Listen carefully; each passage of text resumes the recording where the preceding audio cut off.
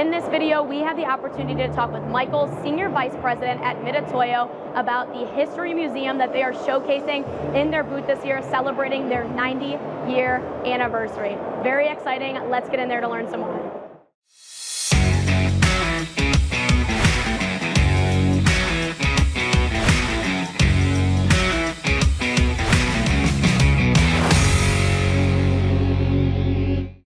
Hello everyone, we are here at the Mitutoyo booth here at IMTS 2024 with Michael, Senior Vice President here at Mitutoyo, and they are going to be celebrating their 90th anniversary in Japan, 61 years here in the US, huge milestones for the company, and we're going to be going through the history of Mitutoyo. So I'm going to turn it over to you, and let's head in there to talk about the micrometers. Well, thanks a lot, and welcome to IMTS. Today is Wednesday, so right in the middle of the whole show.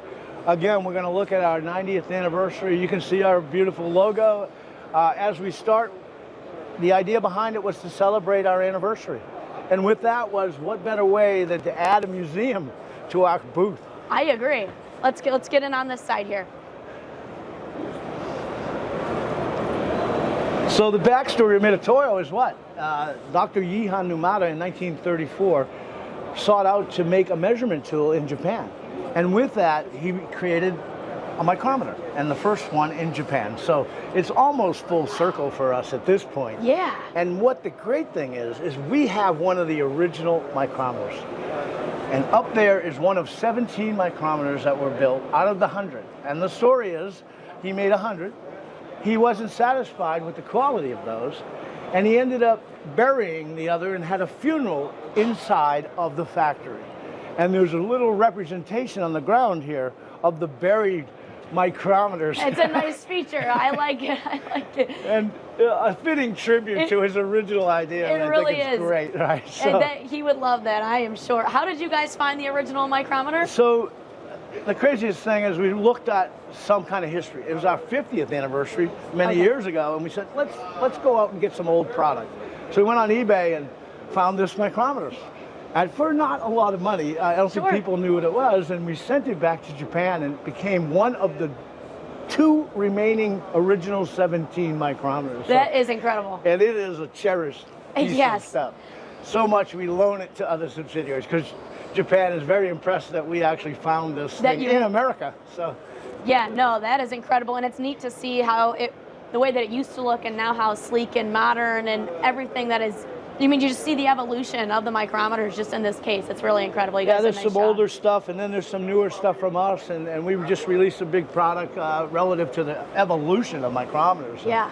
And this whole area is really a living history museum, and people love to see the stuff in here. It's really neat. Let's go over this way. So in here is just an interactive timeline for people so they can see our history, and started in 1963 in New York City in a little room in Manhattan. Oh my goodness. And now we are in Aurora, Illinois, our corporate headquarters. So it tells a little bit about the journey. People can understand it. It's definitely a nice feature. I like it a lot. And what do we have over here? So in this case, we have some calipers. So that's another one of our major products that we're known for, this kind of small tools and things like that. And there's a representation of the original stuff made out of brass, which is crazy, from England. And again, the evolution is brass, and then a little bit better. And the bottom one is one of our designs. That's carbon fiber. Wow. To keep it light, so when you get a really big one, it's carbon fiber. It's just, I can't believe they used to be made out of brass. Yeah, it's a crazy history, and you'll see a little bit more of that as we walk around. Yeah, all right, let's head to the next station here.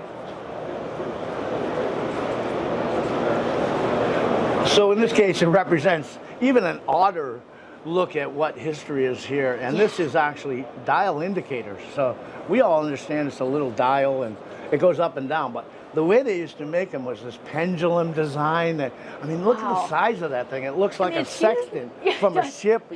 And all it did was measure up and down. So yeah, it's a really unique history of the entire operation of, really, that came from that? So the gentleman who does this is Mr. Suga, and we have a big display in our main office. Okay. And some of these tools are his collection.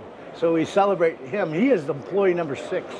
Wow. So we still have him around to help us do this. That's which is incredible. Great. You really got to give it to the original design, the founders, to design something like this, to say, how can we do blank, and let's find something to make it with way less technology than we have available to us today.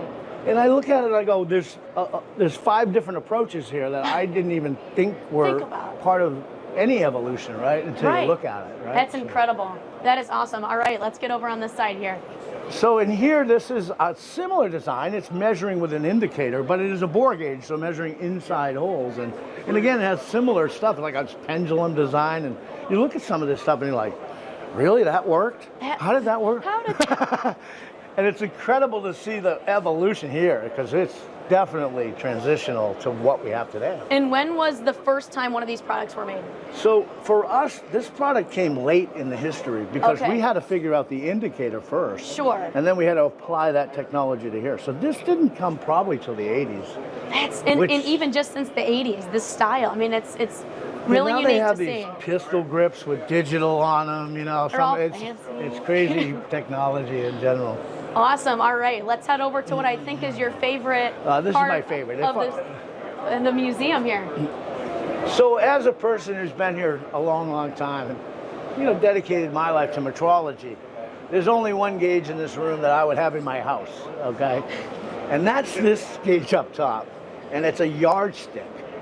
And to me, it is a yardstick, and people say, what is the unit of measurement? And it's a yard, right, for Americans. Yeah, for Americans, yeah, exactly. And this is a yardstick that was made in Sussex, England in 1715. So it is a reference piece of brass and a stick with 2 little knobs on the end, and they measured at everybody's base measurement by that yard. It blows my mind how they used to do it that way. Now we're just looking at numbers on a stick. And they call it the Imperial Yard. That is no awesome. idea where Mr. Suka got it. I love it. Someday I hope to have that in my house. I love it. My wife will go, "Whoa, what's that?" What is that? It'll be a nice feature in the basement, But we know what a yardstick is, right? Yeah. When we go to a sewing place or something, they give us a yardstick. That's the real one. That's it. That is awesome. Well, Michael, thank you so much for taking us through the history of Mitutoyo. This is super informational and such a neat feature to your guys' booth. Any closing remarks for the show? We welcome everyone to come and look at this. We thank our partners who come and actually give us the opportunity to explain who we are. Absolutely. And again, we always celebrate, but this year is a great celebration in the 90th anniversary. So thank you very much.